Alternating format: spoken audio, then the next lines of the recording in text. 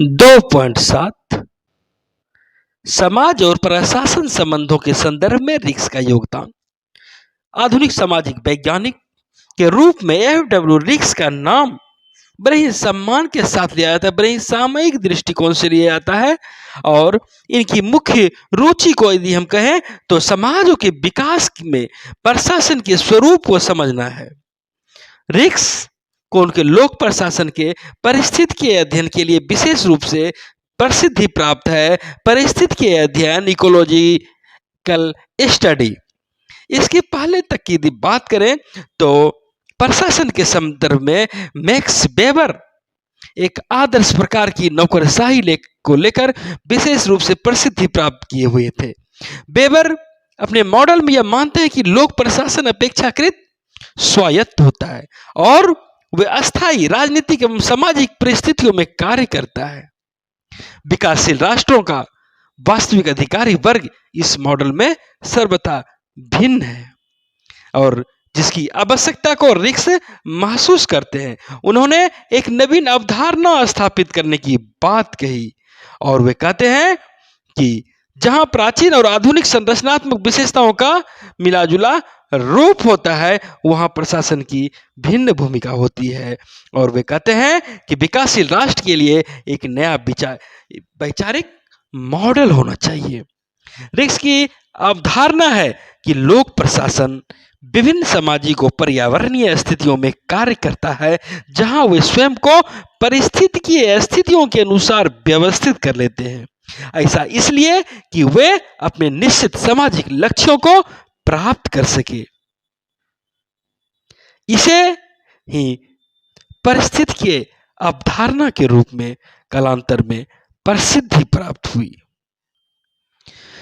रिक्स ने परिस्थितिकी की अवधारणा का प्रयोग अपनी प्रशासनिक व्यवस्था एवं इसके पर्यावरण के मध्य पारस्परिक संबंध कैसे ज्यादा उपयोगी होगा इस संदर्भ में बातें कही और उनके विचार में जो प्रशासनिक ढांचा होता है, जो प्रशासनिक व्यवहार होता है, जो प्रक्रिया होती है वह संपूर्ण समाज के लिए एक अविभाज्य अंग के रूप में काम करता है। समाज से वह अलग नहीं होता है, तालमेल बिठाकर सामाजिक संबंध के साथ ये काम करता है। इसका एक छोटा सा उदाहरण आप इस रूप में भी समझ सकते हैं कि कहीं त्योहार वगैरह के अवसर पर विशेष तौर पर आप देखते होंगे, मेला की बात हो या इस संदर्भ में, तो वहां पर एक कमेटी बनती है। उस जो भी लोग होते हैं उनके साथ प्रशासन का तालमेल होता है, बैठकें होती है कि कैसे आपको क्या करना है और प्रशासन उस समाज के अनुरूप जो रीति रिवाज, जो उनके व्यवहार होते हैं उसके अनुरूप कार्य करती है, उसको सुरक्षा देती है, उसको संरक्षित करती है,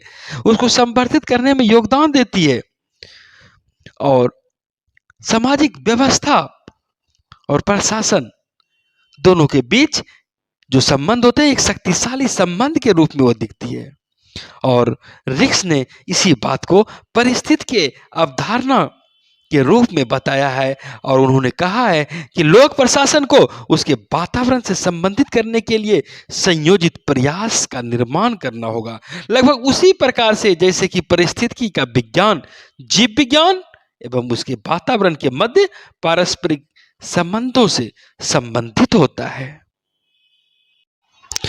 इस तरह देखा जाए तो रिक्स प्रशासनिक प्रणाली और उसके जो माहौल होते हैं, उसके जो वातावरण होते हैं, उनके बीच जो अंतर संबंध होते हैं उस पर विशेष रूप से ये फोकस करते हैं, उस पर प्रकाश डालते हैं और विशेष रूप से रिक्स को देखा जा सकता है कि सामाजिक, सांस्कृतिक, ऐतिहासिक, राजनीतिक माहौल में मतभेद जो होते हैं और प्रशासन पर उनके प्रभाव का अध्ययन करते हैं और वे अपने अध्ययन में यह बताए हैं कैसे प्रशासनिक प्रणाली समाज को प्रभावित करती है और इसका एक हिस्सा प्रशासन स्वयं है। प्रशासन के साथ बातचीत के माहौल को उन्होंने ही प्रशासन की इकोलॉजी बताया है और उनके परिस्थिति दृष्टिकोण के संदर्भ में जो अवधारणा है वे उन्होंने अपनी पुस्तक 1961 में प्रकाशित the ecology of public administration में कही है और उनके साथ ही उनकी दूसरी पुस्तक आई थी 1964 में, administration and developing country the theory of prismatic society. और हम ये कह सकते हैं कि रिक्स ने संरचनात्मक कार्यात्मक मॉडल के अंतर्गत ही अपने अंतर सांस्कृतिक प्रशासनिक अनुसंधान के संदर्भ में एक नए युग का दृष्टिपात किया। वे प्रशासनिक प्रक्रिया को एक सिस्टम मानते हैं कि उनका एक अपना पर्यावरण होता है जिसमें कि प्रशासन कार्य करते हैं और जिसके साथ वह परस्पर क्रिया करते हैं। यह उस दृष्टिकोण के निष्कर्ष के रूप में आता है जो समाज को एक व्यवस्था या सिस्टम समझता है जिसमें प्रशासनिक संस्थान एक उपव्यवस्था के रूप में दिखती है और रिक्स की रुचि प्रशासनिक उपव्यवस्था के साथ साथ राजनीतिक, आर्थिक, सांस्कृतिक, सामाजिक उपव्यवस्था के बीच परस्पर क्रिया का विश्लेषण करने के संदर्भ में हमें दिखता है। यहां पर हम यह भी देखते हैं कि रिक्स ने समाज के दो मॉडल बताए हैं और ये दो मॉडल कौन है? तो एक उद्योग प्रधान है समाज जिसको वे इंडस्ट्रिया का नाम देते हैं और दूसरा कृषि प्रधान समाज जिसको वे अग्रेरिया का नाम देते हैं। और कृषि प्रधान के विपरीत अग्रेरिया है। इंडस्ट्री और कृषि दोनों एक दूसरे के विपरीत है। उद्योग प्रधान को इंडस्ट्रिया और कृषि प्रधान को अग्रेरिया का नाम देते हैं और दोनों एक दूसरे के विपरीत हैं। और अगर हम इसके उदाहरण के संदर्भ में कहें तो इंडस्ट्री मॉडल, उद्योग प्रधान मॉडल का उदाहरण अमेरिका को समझ सकते हैं, तो कृषि प्रधान का उदाहरण वे साम्यवादी चीन को देते हैं। और इन दोनों समाजों के बीच एक तीसरी स्तर की भी, मध्य स्तर की भी एक श्रेणी बनती है जिसे कि उन्होंने ट्रांसिशिया कहा है। ट्रांसिशिया कहा है इस तीसरे मॉडल में। तो कृषि प्रधान और उद्योग प्रधान, इस दोनों की यदि बात करें तो कृषि प्रधान समाज में बिखरे हुए ढांचे होते हैं, वहीं उद्योग प्रधान में बिखरे हुए ढांचे नहीं होते हैं। कृषि प्रधान समाज में वे अस्थिर स्थानीय समूह को देखते हैं, सीमित भौगोलिक गतिशीलता को देखते हैं, वो उनकी गतिशीलता अधिक नहीं होती है। वहीं उद्योग प्रधान समाज में उच्च कोटि की सामाजिक गतिशीलता की बात करते हैं और कृषि प्रधान में अपेक्षाकृत सरल और अस्थायी व्यावसायिक विभेदीकरण की बातें दिखती है, तो उद्योग प्रधान में अच्छी विकसित व्यवसायिक व्यवस्था, सिस्टमेटिक व्यवस्था वहां दिखती है। कृषि प्रधान में बिखरे हुए समाज में श्रद्धापूर्ण अस्थिरीकरण व्यवस्था दिखती है, तो वहां उद्योग प्रधान समाज में व्यवसायिक उपलब्धि के आधार पर एक खुली प्रतियोगिता का वातावरण दिखता है, एक वर्ग व्यवस्था दिखती है और ऐच्छिक समूह होते हैं जो अपने अपने कार्य में संलग्न होते हैं। और ग्रामीण समाज, कृषि प्रधान समाज में ऐसी बातें नहीं दिखती है। किसी भी समाज के लिए रिक्स ने 5 कार्यात्मक तत्वों का उल्लेख किया है: आर्थिक, सामाजिक, संसूचना, प्रतीक संबंधी एवं राजनीतिक। यहाँ पर अपने संरचनात्मक कार्यात्मक अवधारणा में वो कहते हैं कि समाज के विभिन्न ढांचे होते हैं, जैसे कि हर एक परिवार के अपने अपने समाज में जब वे रहते हैं तो कुछ उसके निश्चित सामाजिक दायित्व होते हैं जिसको वे पूरा करते हैं। बाजार के कार्य आर्थिक होते हैं, वहीं कोई राजनीतिक दल होते हैं या विधायक होते हैं, विधायिका होती है, तो वे अपने राजनीतिक कार्य को पूरा करते हैं। हर का अपना अपना कार्य है। परिवार का जो सामाजिक कार्य है, बाजार का कार्य आर्थिक है और विधायिका का कार्य राजनीतिक कार्य है। और वहीं परंपरागत समाज में देखते हैं एक ही व्यक्ति कई ढांचों का सामना करता है। जैसे उदाहरण के रूप में परिवार में जो व्यक्ति प्रधान होते हैं वे संपूर्ण भार को पूरा करते हैं। कैसे? तो वे नियम वही बनाते हैं, नियम निर्माण वही करते हैं, निर्णय वही लेते हैं। कोई आर्थिक प्रतिबंध की बात हो, चिकित्सकीय स्वास्थ्य संबंधी बात हो, तो वही एक निश्चित व्यक्ति संस्था में वे होते हैं। लेकिन जो जो समाज विकसित होता गया, उन्नत होता गया और वैसे वैसे ढांचा जो विशेषीकृत रूप में ढांचा विकसित होते चले गए और उसमें प्रत्येक ढांचे के एक निश्चित कार्य होने लगे और यह ढांचागत विभिन्नता को विकास के लिए आवश्यक समझा जाने लगा। यह भी समझ लें कि रिक्स ने अपने कृषि और औद्योगिक समाज की बातें 1956 में कही थी। वहीं उन्होंने जिस ट्रांससिटिया की बात कही वह उन्होंने एक संतुलित प्रतिदर्श के रूप में उसका विकास किया और उसकी अवधारणा उन्होंने 1957 में कही और जो कि कहीं न कहीं एक तरह के सामाजिक बदलाव का प्रतिनिधित्व करने वाली संस्था के रूप में उन्होंने इसे देखा था।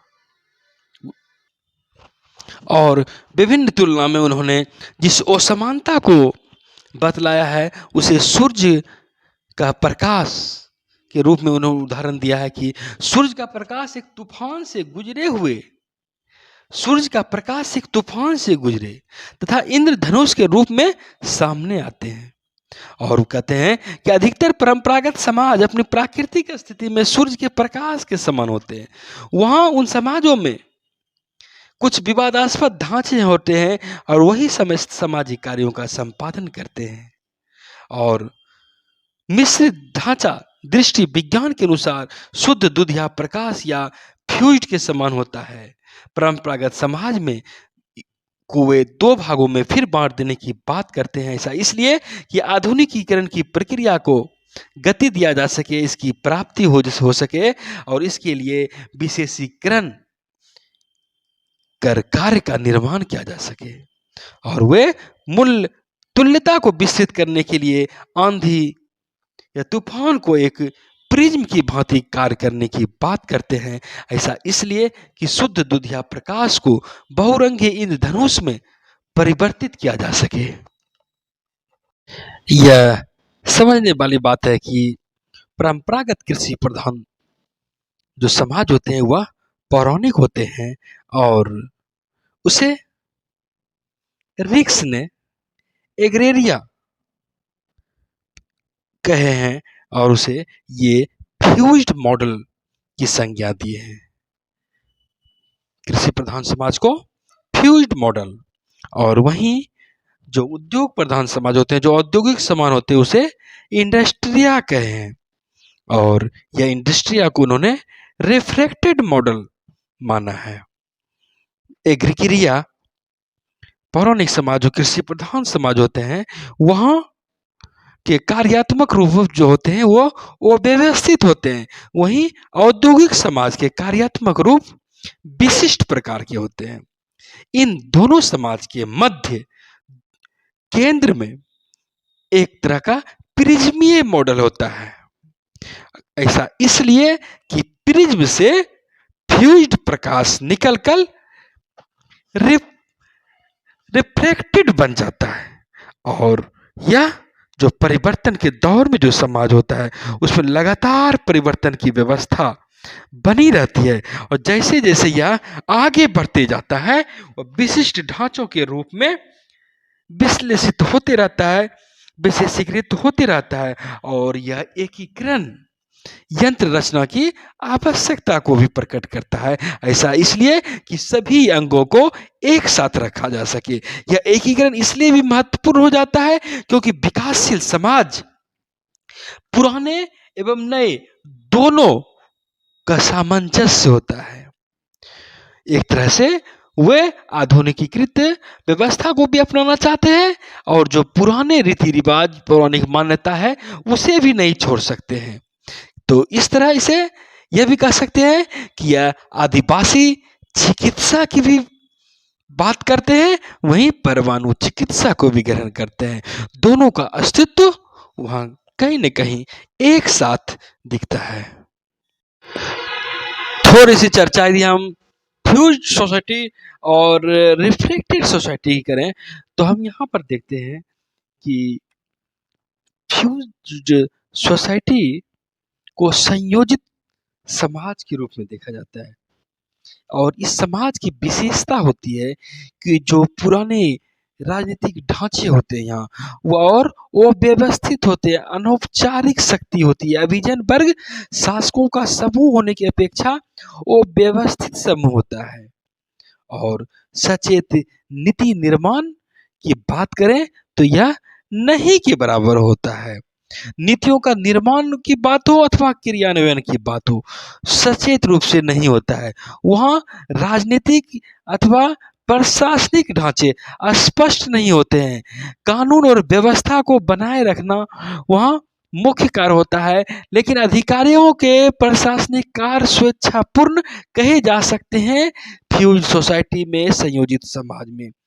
ऐसा इसलिए कि उन पर कानून या जनमत का किसी भी प्रकार का बंधन नहीं होता, उनके कार्य प्रभावी नहीं होते, जनसंख्या पर उनका सीधा प्रभाव नहीं होता है, राजनीतिक व्यवस्था लोकतांत्रिक नहीं होती है और यद्यपि की पूर्णतः तानाशाही भी नहीं होती है।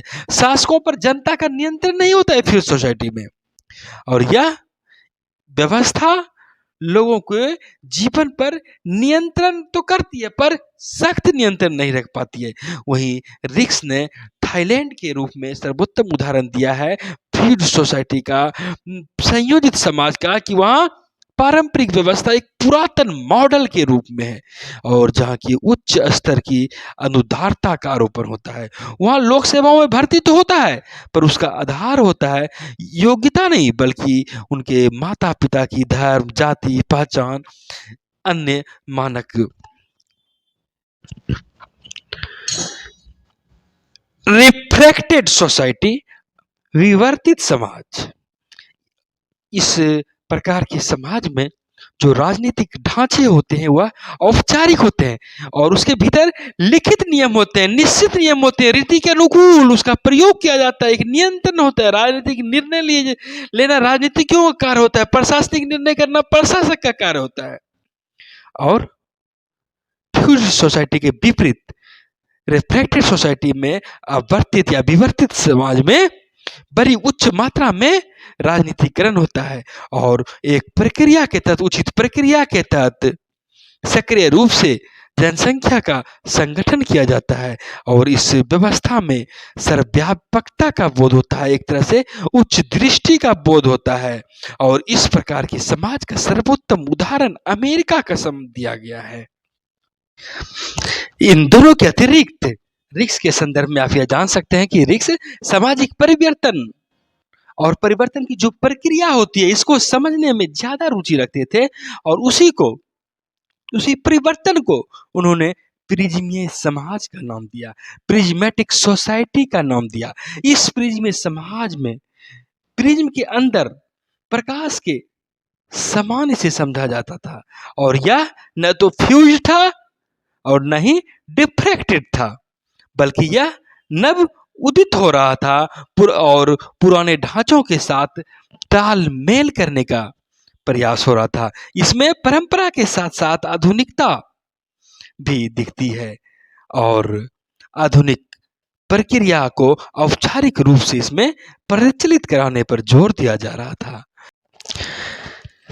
रिक्स ने प्रिज्मीय समाज को परिवर्तनीय समाज के बीच दोनों ही आदर्श रूप को मध्य बिंदु माना है और यह मानते हैं कि प्रिज्मीय समाज में फ्यूज्ड एवं रिफ्रैक्टेड दोनों के लक्षण होते हैं जो कि भिन्नता द्वारा विशेषीकृत भी किए जाते हैं। प्रिज्मीय समाज में एक विशेष व्यवस्था दिखती है जहां प्रथाओं की भी मान्यता चलती है और भिन्न दृष्टिकोण की भी उपस्थिति दिखती है। शहरी क्षेत्रों में आधुनिक प्रशासनिक संरचना दिखती है तो वहीं ग्रामीण क्षेत्रों में पारंपरिक प्रशासनिक प्रणाली दोनों का सह अस्तित्व दिखता है। प्रिज्मीय समाज की विशेषता होती है कि इसमें उच्च कोटि की औपचारिकता होती है और प्रिज्मीय समाज में औपचारिकता कई रूपों में कई स्तरों पर दिखती है, जैसे संवैधानिक, प्रशासनिक, शैक्षणिक आदि के स्तर पर।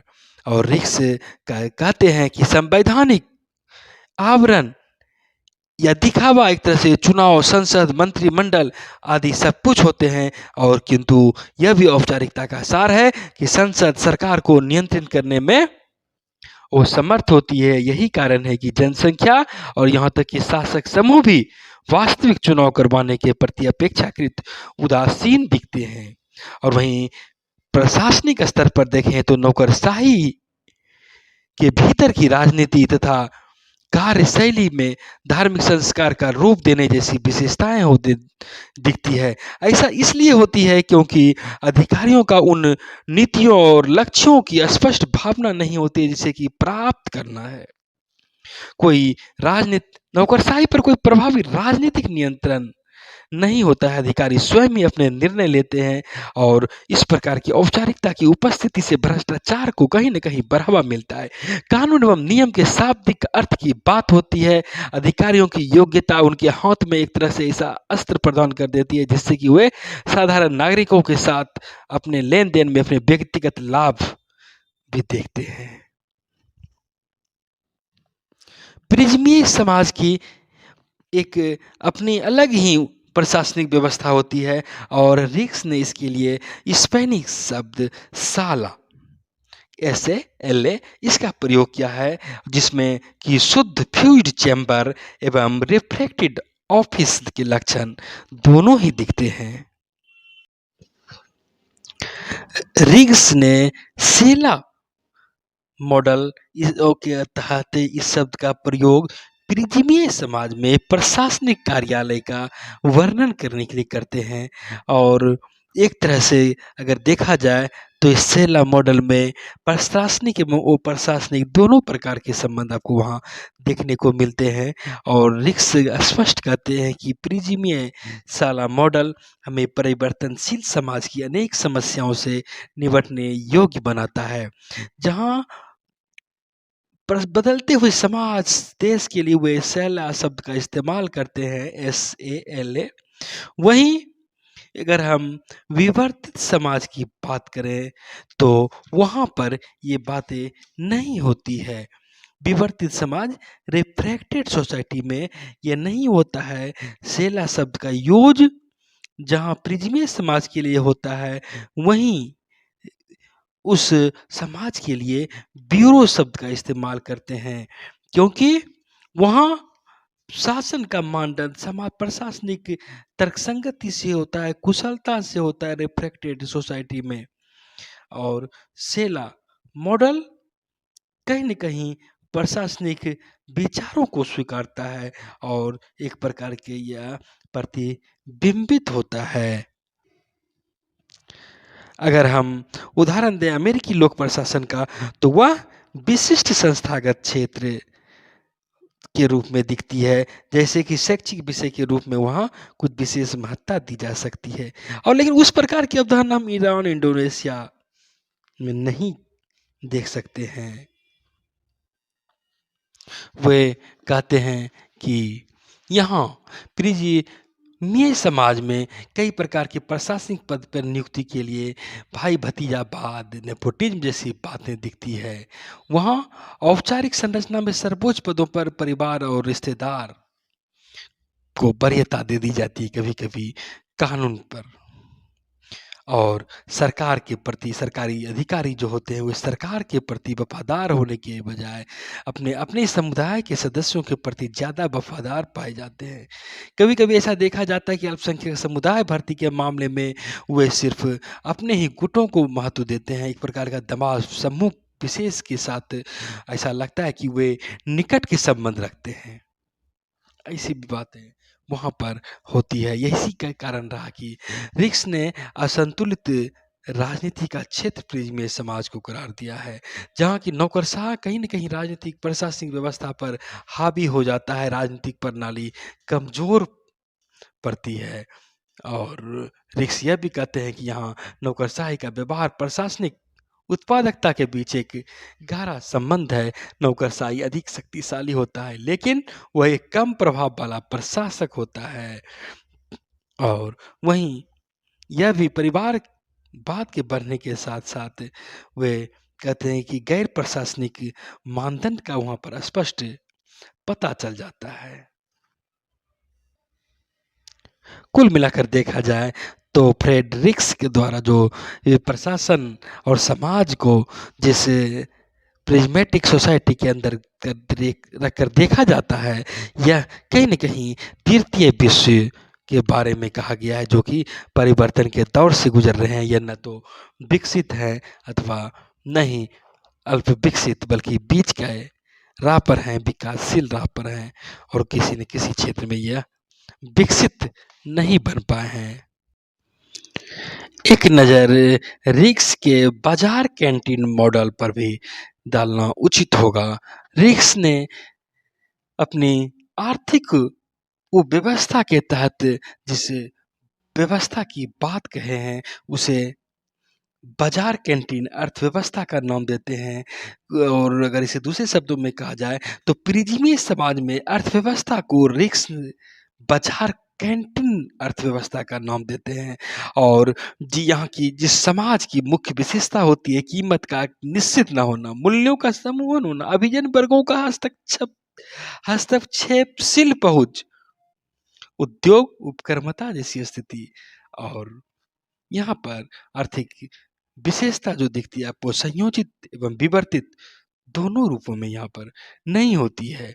हर स्तर पर यहाँ भेदभाव दिखता है।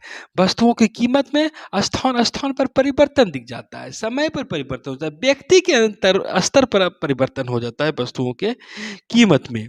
और कोई भी वस्तु हो, उसकी सेवा की कीमत व्यक्तिगत लाभ, व्यक्तिगत उद्देश्य, व्यक्तिगत संबंध, सौदेबाजी की क्षमता, राजनीति में हस्तक्षेप पर निर्भर हो जाती है। और इस बाजार कैंटीन प्रतिदर्श मॉडल में लोगों का एक छोटा सा वर्ग होता है जो आर्थिक संस्थान, आर्थिक संसाधन पर नियंत्रण के साथ हर प्रकार के लाभ लेने की स्थिति में होता है। और एक बृहद समुदाय, बहुत बड़ी संख्या में लोगों का शोषण हो सकता है, और यह शोषण गरीबी और सामाजिक अन्याय जैसी बातों को बढ़ावा देते हैं। रिक्स कहते हैं कि इसमें व्यापारिक समूह को बढ़ावा मिलता है, और रिक्स ने इसे एक तरह से पेरिया पूंजीवाद का नाम दिया है, जहां कि अमीर और गरीब के बीच का भेद में बढ़ जाता है, और अमीरी गरीबी की खाई बढ़ती है और समानता बढ़ती है।